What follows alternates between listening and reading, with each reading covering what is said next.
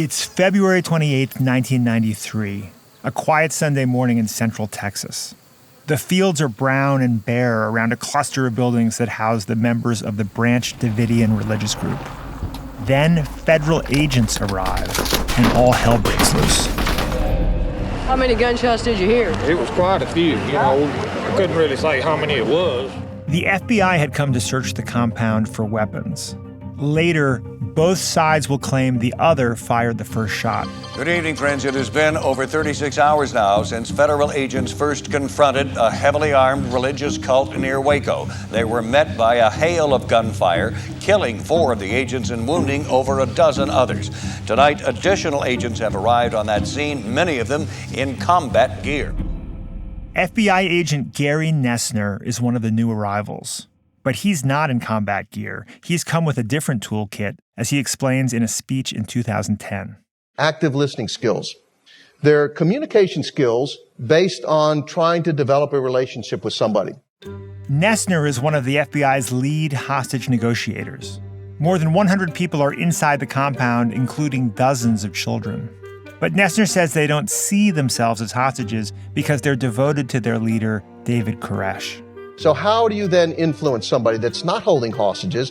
His followers believe in everything he says. They're totally loyal to him. Nessner and his team talk with Koresh hour after hour, day after day. Koresh claims that God has given him the power to bring on the apocalypse, and he clearly wants to get the word out to a wider audience. Nessner doesn't cut him off or try to convince him he's wrong. Instead, the two work out a deal. If Koresh will let his people go, the FBI will make sure a Dallas radio station plays a message Koresh has recorded. The tactic works. I'm very proud of the fact that a very phenomenal negotiation team, we were able to secure the release of 35 people, including 21 children. But that still leaves more than 70 people. And after the 24th day, only one more person leaves. The standoff drags on for another week, and another, and another. Finally, to try to encourage the Davidians to come out, the FBI inserted tear gas, and David Koresh started the fires. And what's sad is that he took all those women and children and innocent lives with him. 75 Branch Davidians, many of them children, die in the burning compound. The next day, President Clinton goes on national TV. Yesterday's action ended in a horrible human tragedy. Mr. Koresh's response to the demands for his surrender by federal agents was to destroy himself and murder the children who were his captives, as well as all the other people who were there who did not survive. Clinton orders the Justice and Treasury Departments to study what could have been done differently at Waco and how federal agents should proceed in future standoffs. Is it better to try and force someone to obey your orders or to really listen to what they have to tell you? Journalist Kate Murphy has a new book on listening and lots of ideas about what really works.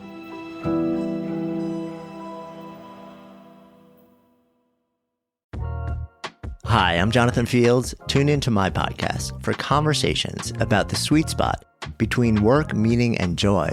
And also listen to other people's questions about how to get the most out of that thing we call work. Check out Sparked wherever you enjoy podcasts.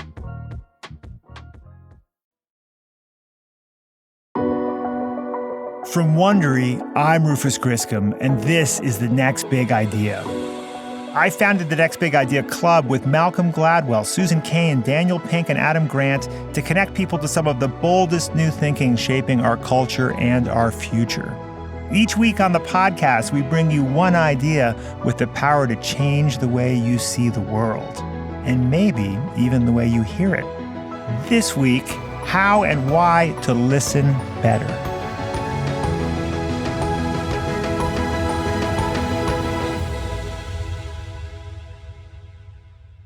Over the course of her career, journalist Kate Murphy has interviewed some of the most fascinating people in the world, like former FBI lead hostage negotiator Gary Nessner, whose story we just heard. She writes often for the New York Times and other publications. Now she's the author of a new book, You're Not Listening: What You're Missing and Why It Matters. We might be living in a golden age of terrible listening. There's always some distraction, some temptation, making it harder for us to pay attention to what people are telling us. It starts with our phones. But society sends us all sorts of signals at work, on TV, in politics, that talking, scoring points, being heard are all more important than listening. For a journalist like Kate Murphy, good listening is a crucial professional skill. For the rest of us, better listening can be a way to strengthen our ties to the people closest to us and to create new connections in our lives. Before we jump into our show today, I wanted to let you know that Kate and I spoke not long before the coronavirus pandemic swept in and did its thing to our lives and our relationships and pretty much everything else. But I think our conversation about listening, really listening, may be more important than ever. Kate Murphy, it is so great to have you on the Next Big Idea podcast. Thank you very much. I'm happy to be here. I want to first of all extend to you my wife's gratitude. She was thrilled to see me reading a book with this title, Nose Deep, for the past few weeks. And she's very excited about my applying all that I've learned in the coming weeks and months. I think you're going to have a lot of spouse purchases. I don't know if you found that to be true. I have found that to be true. Already? I've been inscribing in the books, to the husband and to the wife and to the kids and to the parents. I'm not at all surprised. In your research for this book, Kate, you've interviewed dozens of people for whom listening is critical. Bartenders, radio producers, focus group moderators, top furniture salesmen, of course, hairstylists for whom listening is very critical, right, and the lead hostage negotiator for the FBI for 10 years, right, Gary Noesner. And I was struck in the book, he referred to himself in a conversation with you, I believe, as the FBI's lead listener. Right. Well, he actually said that most people think of being a hostage negotiator as making this really good argument. And that's how the person puts down the gun, comes out, because he's really reasoned with them and made them come out. But he said it was really just listening to them and asking them, so tell me how you got here. So what's happening? What are you feeling? And the people that generally after they came out, they asked them, so, what made you come out? Yeah. And, what did he say to you to convince you to come out? And most of them said, well, I don't really know what he said, but I like the way he said it. And in reality, he said very little. But when he did say something, it was really, he was spot on at what they were feeling. He would tell me, he would say things like, well, it sounds like she really hurt you. Or, just sort of reflecting back. And he said, it's the kind of things that, we don't do often enough in our everyday life, but we should. You almost get the sense reading that section of the book that you think of these people in these desperate, horrible positions of having a gun in their hand and having gone to these, extreme lengths, and that they really needed to speak with Gary or someone else that was capable of truly empathetic listening months before. There's another section where you talk about how there's a striking commonality among mass murderers that they very typically feel profoundly isolated. And if you're not listened to, then you get kind of cut off from the rational world.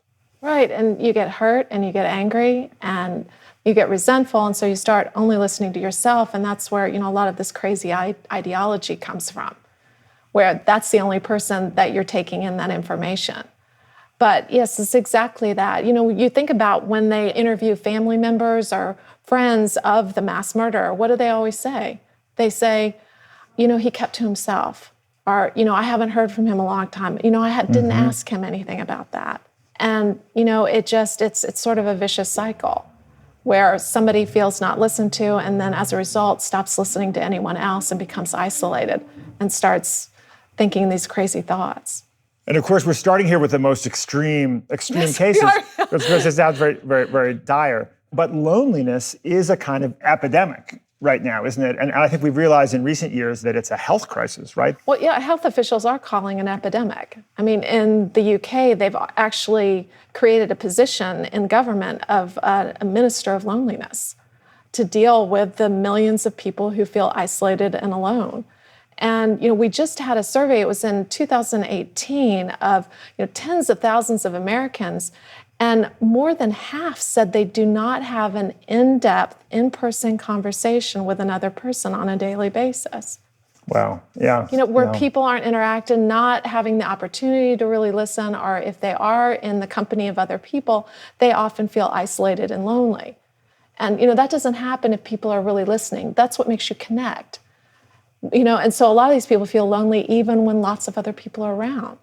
I think this probably resonates for most everyone. On the back of your book, at work, we're taught to lead the conversation. On social media, we shape our personal narratives. At parties, we talk over one another. So do our politicians. We're not listening, and no one is listening to us. And I think there's like a haunting resonance to this sense that no one's listening, which I think you found in your travels. You keep hearing this. Well, it was interesting because I asked everyone that I encountered when writing this book. And so, it was hundreds of people on 5 continents. I asked them, what does it mean to be a good listener? And I usually got a blank stare, deer in the headlights. But at the same time, they could precisely tell me, rattle off with ease, what it means to be a bad listener. Things like looking at a phone, interrupting, changing the subject back to themselves, responding in an illogical or insensitive way. And so, that really tells you that people have a lot more experience with the latter, with not being listened to versus really being listened to. So, people not only felt that they weren't being listened to, but they couldn't even describe what it meant to be a good listener. So many people have come up to me and say, I thought I was a good listener. But then when I read your book, I realized I'm really not.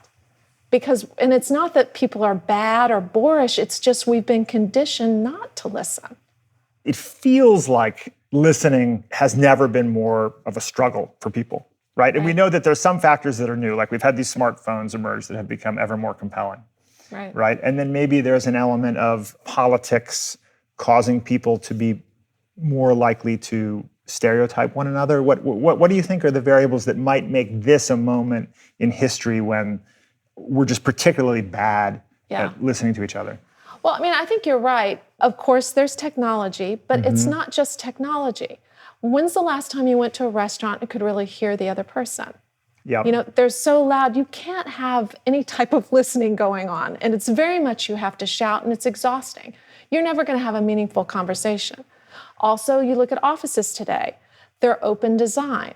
So, there's this cacophony, every keyboard click, after lunch belch, every ring of a telephone, it just is this racket. And then, on top of that, it's, again, this idea, this ethos of you have to sell yourself. You have to lead the conversation rather than follow it. Then layer on top of that, politics, where, people can't listen to anybody who doesn't agree with them. And social media makes it so you don't even have to.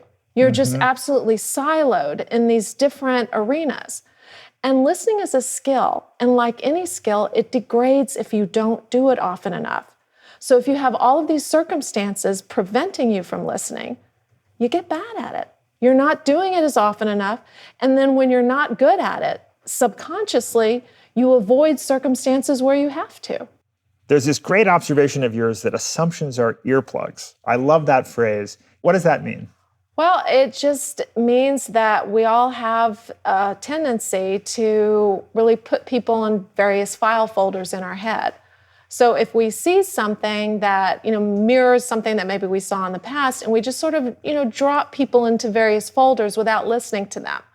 Like, I give the example of, say, you see somebody with an NRA bumper sticker. Or you see somebody wearing a t-shirt that says, vegans make better lovers. You make a lot of assumptions because of those two things. And to be fair, those people could be very invested in those ideologies that it does tell you quite a lot. But what you know is a persona and not a person. And there's so much more to them than their ideology.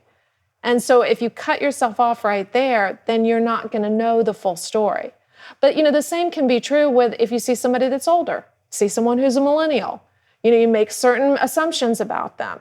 Someone who's Black, someone who's transgender, all of these labels that we have today. And it really is, it's like an earplug. Once in a while, there's a guy who gets out of a pickup truck with an NRA bumper sticker who's wearing a Vegans Make Better Lovers t-shirt. I'm sure it's happened, maybe. It probably has. Right. And what I think is kind of tragic is that living as we do in these filter bubbles where we think, okay, well, people either agree with me, in which case I want to hear them, but I know what they're going to say, or they disagree with me, in which case I don't want to hear from them at all. right? That we're basically not listening to anyone, right? No.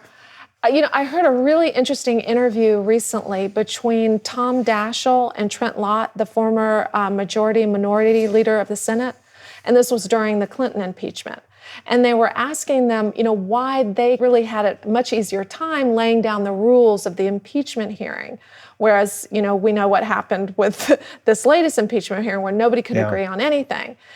And they said that they really thought the difference was because essentially they listened to each other. Mm-hmm. They had a direct line between the two of them. They talked all the time. And Daschle brought up this really interesting point was that there used to be a dining room in the Senate that only not aides, only senators could go in, and it was communal dining. So they all sat together. And they had to, talk and listen to each other. They weren't just seeing them as an interview or on Twitter. And that was the only, again, persona. They knew them from a political ideologue instead of a person. And once you sit down with someone and you know that they've struggled with an illness, they have an elderly parent they're caring for, they love their kids, they collect yo-yos, are they, hum Bohemian Rhapsody when they're nervous. Once you know more about the person, it's really hard to hold on to your hostilities after that. And to think of them as only as their ideology. And so, listening, whether or not you come to agree with them, but it's the basis for compromise or at least peaceful coexistence. So, listening is so valuable, whether you come to their side or not, you can still disagree. And you probably will. But that's how you meet in the middle. So listening is a great tool for resolving conflicts. And it's an essential skill for everyday life. It can even help ease loneliness. Why are so many of us so bad at it?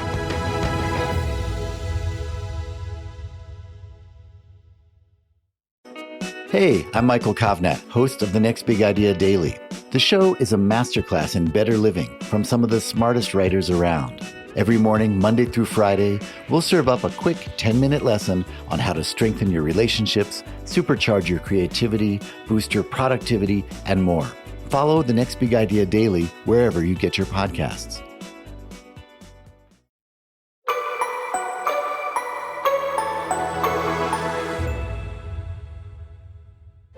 We could all use help becoming better listeners. I know I could. That's why we're offering a free copy of You're Not Listening by today's guest, Kate Murphy, when you join the Next Big Idea Club, the community of readers and writers that powers this podcast. As a member of the club, you'll also get a regular supply of the most thought-provoking new nonfiction. And if you don't have time to read as much as you'd like, we'll send you videos, audio, and quick book highlights direct from the authors so you can absorb the key insights in just minutes.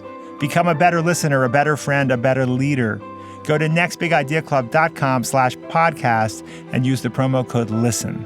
That's nextbigideaclub.com/podcast, promo code LISTEN, LISTEN. So let's talk about why we're not listening. And as you say, it's not that we don't aspire to be good listeners, right? I think most of us do. You start by saying that part of it, right, is that we have this excess processing power, right? That actually, like, if you're trying to do nothing but listen to my words, you've got extra brain cycles that need to do something. Right. And this causes us to wander or go elsewhere. Is that part of it? It's a huge part of it because there's something called the speech-thought differential, right? Which is that you can think a lot faster than I can talk. And as a result, you have all this excess brain capacity. And so you start thinking, ooh, do I have spinach in my teeth? Or, what do I need to pick up at the grocery store later? Do I have enough money in the parking meter? All these things are going through your mind. And so you think about those things and then you come back to the conversation and you're behind. And so you start filling in the gaps and that's what happens. Yep. So, to be a really good listener is in part practice, to know how to focus. I give the example of meditation. Mm-hmm. It's very similar to meditation where you acknowledge those distractions, but then you bring it back to focus. And your focus, instead of breathing or a mantra, is the other person. So, that's a way to go about it. But also, there's so much more going on than just the words that are, maybe 120 to 150 per minute that somebody can say. And so if you use that excess brain capacity to pick up on gestures, and also thinking about why did that person say that? And, how's that person feeling right now while they're saying that? Is this important to them? Is this not important? Am I boring them? Just all of this information, then that's what makes you a good listener, is you're taking in all that information. I'm among the people who read the book and thought, I'm not as good of a listener as I thought I was. I had that experience. And there were a number of moments where I had sort of an uncomfortable recognition that, boy, that sounded a little bit like me. And one of those moments was you talk about the way that we ask the wrong questions. I mean, people say, you shouldn't ask people what they do for a living. But I find it fascinating what people do for a living. And it's not uncommon to ask, where do you live? Because it's an opportunity to connect. But there's this incredible observation you make that those are questions of appraisal that often we're unwittingly kind of assessing somebody's value in society or value to us by asking questions like that. Yeah. Well, I mean, those are the standard cocktail party conversations. What do you do for a living? Where do you live? Where'd you go to school? Are you married? Do you have kids?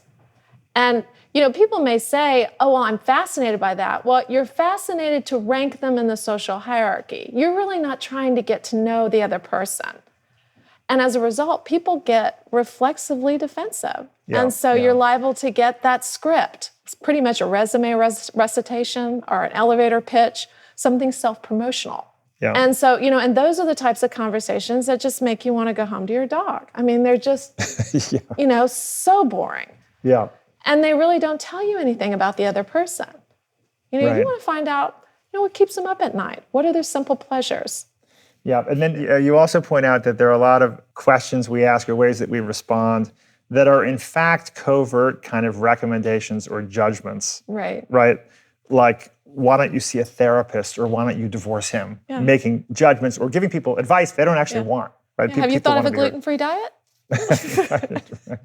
Those kinds of things. Yeah. If you're starting out a question with, wouldn't you agree or don't you think? Those are not really open and honest questions. Yeah. And as it turns out, even our closest relationships, and perhaps especially our closest relationships, we're not listening adequately, right? This is another eye-opener for me. Yeah. Can we talk about the closeness communication bias? I found this fascinating. Well, you would think that you would listen the most closely to the people that you were closest to, the people that you love, but in fact, the opposite is true. And that's because once you are really close to somebody, there's this unconscious tendency to think, I already know what you're going to say. I already know. And so you shut down. I give the analogy of it's like, driving a road, the same route every day, like, driving to work. And pretty soon you stop noticing the scenery. You stop noticing the signposts. Yeah. But the problem, of course, is that we're all changing every day. And if you're not listening to that person as they change a little bit every day over time, you get to this point where, oh my gosh, I don't know you anymore. Or you don't know me. I remember there's a University of Chicago study that determined that spouses are no better than strangers at reading the meanings of phrases that might have multiple meanings, right? Like, what's the meaning of the phrase, you look different today? Another one was, it's hot in here, which could mean, somebody's feeling sort of amorous, or it could mean it's really hot in here, or it could just mean, it's getting tense in here. It could be all of those things, depending on how you say it. And so, a lot of times, the spouses thought, the wife or, vice versa, the husband was getting amorous and they no, it's really hot in here. Those kinds of things. And it wasn't only spouses, it was people and their best friends, where they thought the best friends would understand them better than strangers, and not so at all. Are men worse listeners? No, I don't think so. I think it's very individual. It's like saying all men are taller than women. But that was really something that came through in my research is both men and women perceived women as being better listeners. And so there's a big argument whether or not that's nature or nurture, where women are conditioned to be better listeners, or if it's actually something that's inborn. And so there are lots of arguments going both ways, because they do have studies where infant girls are just much more attuned to the human voice and to facial expressions than little boys. But, again, it's, I think it's very individual. I've known a lot of women who are horrible listeners and a lot of men who are fantastic listeners. And I also think people can be better listeners in certain situations. So it is very individual. So I don't think you could come down and say that, all men are better listeners and all women are better listeners. As you point out at one point, you talk about sort of like our image of success is prowling the stage of the TED conference as a speaker. Like this is sort of like the apotheosis of success in our modern world. I think that impacts women as well as men.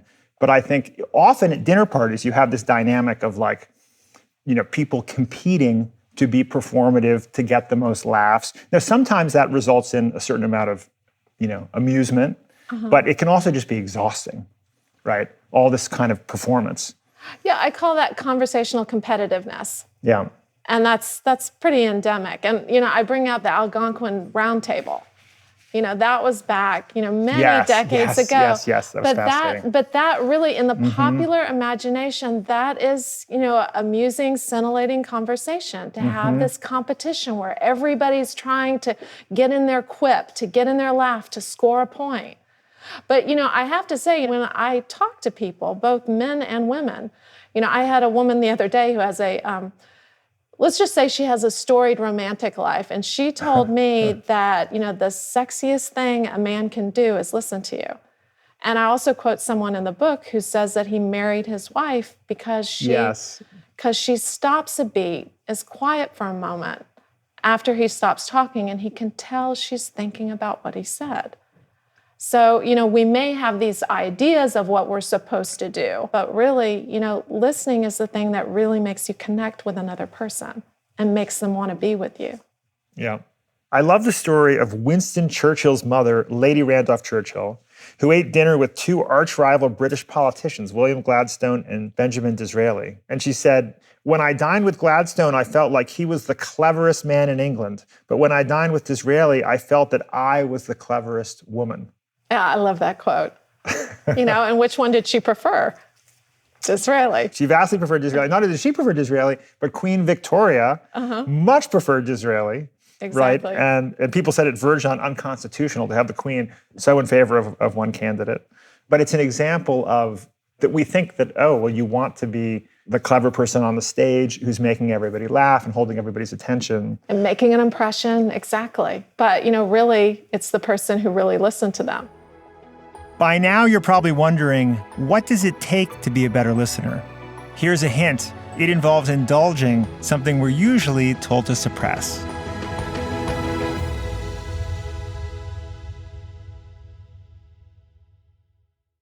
Hey folks, Rufus here. If you're a fan of our interviews with physicians, scientists, or entrepreneurs, then I have the perfect podcast recommendation for you, Raising Health. Previously called BioEats World, Raising Health comes from leading venture capital firm Andreessen Horowitz, A16Z. Each episode, Raising Health dives deep into the heart of healthcare, biotech, and AI with A16Z general partners. Along the way, they explore the real challenges and opportunities in health and biotech entrepreneurship. Not to mention, you'll hear raw insights and actionable advice from notable guests like Omada CEO and co-founder Sean Duffy, and AI expert and Incitro CEO Daphne Kohler. Don't miss out. Follow Raising Health wherever you get your podcasts.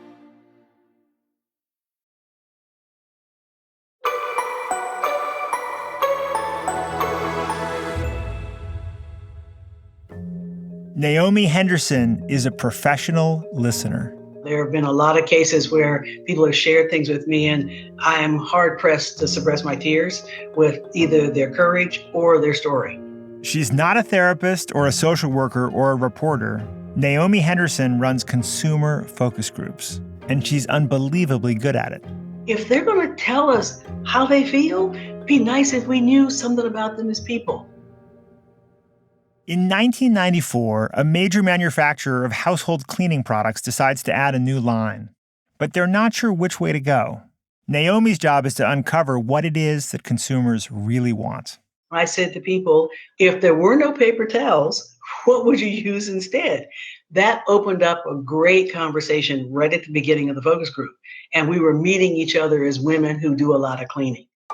She listens carefully as the focus group members describe their cleaning rituals. One woman says it makes her feel guilty to use paper towels just once and throw them away. So if they're not too used, just a little damp, say, she saves them and reuses them on the floor. She pushes them around with her feet to wipe up messes. Other women nod. That's what they do too. Naomi relays this to her client, and it leads to an entire new category of cleaning product. Swiffer Sweeper cleans so completely, you'll never go back to your old broom again. Today, Swiffer is a billion-dollar brand. I happened to be the midwife when Swiffer got born, and I had nothing to do with creating the concept of Swiffer. I just kept asking great questions about what else can be done with a paper towel. But traditional focus groups are giving way to less expensive surveys and algorithms. Can companies really deliver what people want without actually listening to them? Have we created a world where there may never be another Swiffer? Can we talk about Naomi Henderson, the Beyoncé of focus group moderators? Right, what a character. She was absolutely fantastic. Yeah, I met her at a conference for qualitative research professionals, who are people who essentially do focus groups, among other things, but listening to people for a living, listening for corporations to find out what people think about their products and services. And like you said, I mean, she has first name status. I mean, she's like Beyonce, Cher, everybody just calls her Naomi. Nobody calls her Naomi Henderson. And, you know, she's been in the business for almost 50 years and listened cumulatively to 50,000 people. She's like an Olympic athlete of listening. And she was absolutely so astute at picking up on just subtle cues that might tell you, you know, somebody maybe had more to say, or they were holding back, or maybe they weren't being truthful. And she was just, you know, virtuosic in her ability to listen and really to make people comfortable with her, because she was genuinely listening. It wasn't just a tactic. She really had this fundamental curiosity. What do you think about that? And she was also master of the great question. She always asked questions in a way that didn't rob people of their stories. And one of the best anecdotes, in fact, it's one that's in the book, is she was charged by a major grocery chain to find out what made people grocery shop late at night. Yeah. And she didn't ask the obvious questions that any of us would ask. Well, do you shop late at night because you didn't get around to it during the day? Instead, Naomi kind of posed her question in the form of an invitation and said, tell me about the last time you shopped late at night.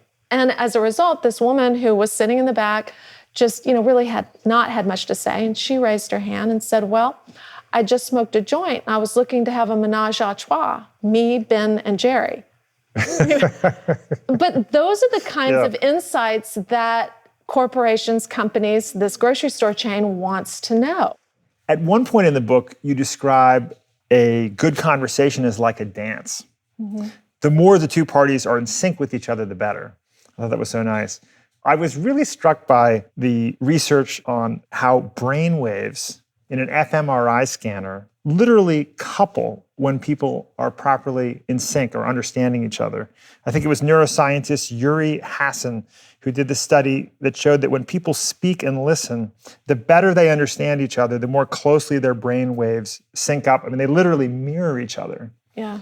And when friends watch the same YouTube video, their brain waves match up. The closer the friends they are, the more closely they match up. Yeah, it just shows you the more you listen to someone, the more it influences not only that syncing up at the moment you're speaking with them, but also how you interpret subsequent information because of that learning, that resonance that you had before. So the more you listen to someone like, you know, a close friend, a business partner, a family member, the more you two will be of like minds when you're presented with new information. So so this listening process, I mean, it really shows that it's not at all passive. I mean, that you're literally getting alignment with the way another human being thinks, processes, experience, and so on. And, you know, all these chemicals are released, you know, like the bonding chemicals, like, you know, oxytocin. So, you know, there's that relationship building. There was an attachment expert I interviewed and who I quoted in the book, and she calls those moments snatches of magic, you know, which is wonderfully poetic. And we've all felt that. You know, when you've talked to someone, you feel like you really, like that person really got me, or, you know, we were totally in sync. But, you know, you look at the neuroscience, it's actually true. Yep. And when you think about it, you know, that feel-good feeling and also just that neural coupling, you know, that's how we survived as a species. That's how we cooperated, so we could go hunt that woolly mammoth, so we could send someone to the moon. It's all that neural coupling brought about by listening. I like neural coupling. So neural coupling tends to precede coupling. Right. Presumably. Exactly. Listening is good for romance. Yeah. Listen up, guys. Well, but, you know, and on the other side of it, you know, also professionally, you know, when people really sync up in terms of their professional lives, these partnerships, think of, you know, Steve Jobs and Wozniak, or you think of any, you know, great partnerships, you know, in history, you know, whether it's Winston Churchill and FDR, it's, you know, it's that neural coupling that comes from spending long, uninterrupted hours together listening. Well, that is a perfect segue to the nuts and bolts of how we can become better listeners. Okay, I'm going to assume by now that all of our listeners are sold on the idea that this is important for our relationships, for our happiness, and frankly, important for our communities. So when we think about just these pragmatic question of how we can go about becoming better listeners, it seems to me that maybe the place to start is with curiosity. You say that everyone is fascinating if you ask the right questions, but you have to be curious. You have to want to know the answer. And curiosity is what begets the question. So it's cultivating that curiosity, or maybe rediscovering the curiosity that you lost. Because, you know, little kids are curious. Everything's new.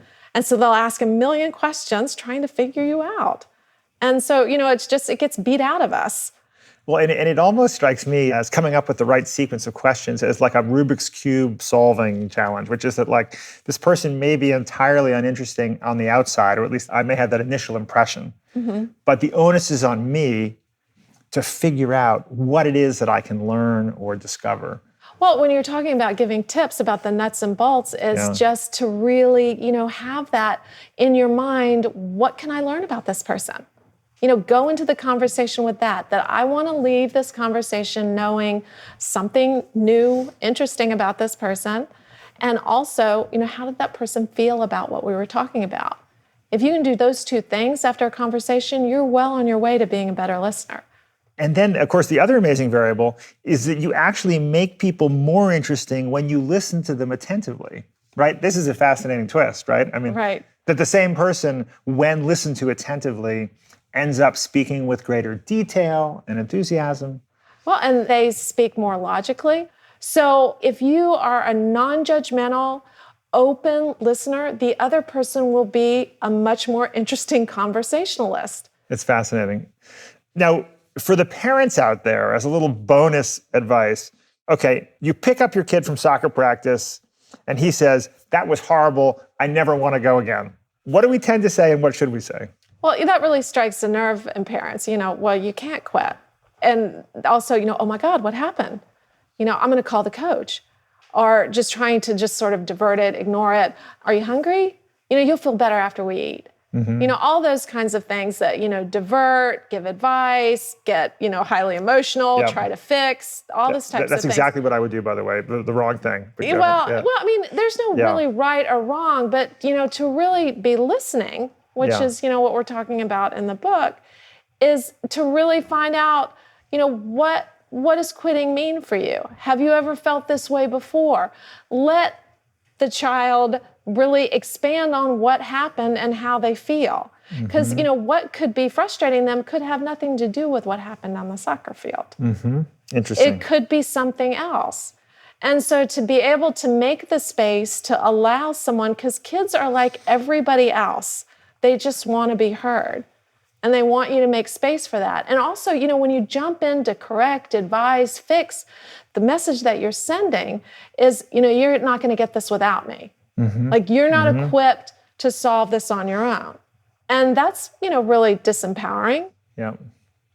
Well, returning to the joy of listening, I'd love to end on a beautiful passage from your book, my favorite sequence of sentences. I already identified my favorite phrase. This is my favorite sequence of sentences that talks about some of the payoffs you've had from your many years of listening. You say, sometimes the disclosures were so profoundly personal. I was the only person who knew, and may still be. Neither of us knew quite how we reached that moment, but it felt important, sacred, inviolate. It was a shared epiphany wrapped in a shared confidence that touched and changed us both. And that was, I think, you're describing these wonderful kind of surprising communications that were a result in a professional journalistic setting, right, of just attentive listening. Well, and I've had the same experiences just, sitting on an airplane or, walking around my neighborhood of having those types of conversations. And that's really why I wrote the book. Those snatches of magic, those are what make a life. That's who make you who you are. That's who shape, as you say, your inner voice. They are just who make you the human being that you are. And that's evolving every day by the people you listen to. And when you don't listen, you really limit who you can be. Thank you so much, Kate. I think the sum total of shared epiphanies, as you say, among our listeners today and readers more broadly will be larger because of this book. I hope so. Thank you so much.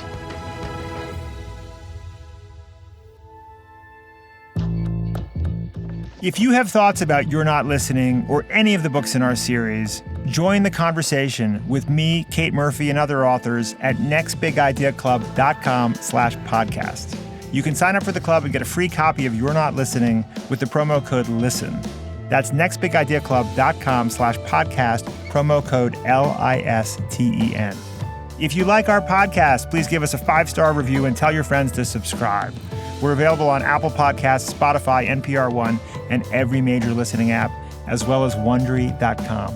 And don't forget to support our sponsors. They're the reason we can offer this podcast for free. If you're listening on a smartphone, tap or swipe over the cover art of this podcast. You'll find the episode notes and a link to the Next Big Idea Club. A special thanks today to Kate Murphy.